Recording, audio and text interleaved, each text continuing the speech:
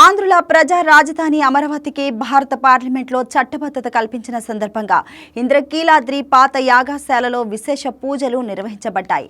ఆదివారం ఉదయం 9 గంటలకు ప్రారంభమైన గణపతి హోమం, నవచండీ హోమంలో ఆలయ ధర్మకర్తల మండలి చైర్మన్ శ్రీ బొర్రా రాధాకృష్ణ, కార్యనిర్వహణాధికారి వికే సీనానాయక్ మరియు సభ్యులు శ్రీమతి కళావతి, శ్రీమతి సరోజినీ దేవి, ప్రత్యేక ఆహ్వానితులు శ్రీ వి శంకరబాబు తదితరులు పాల్గొన్నారు.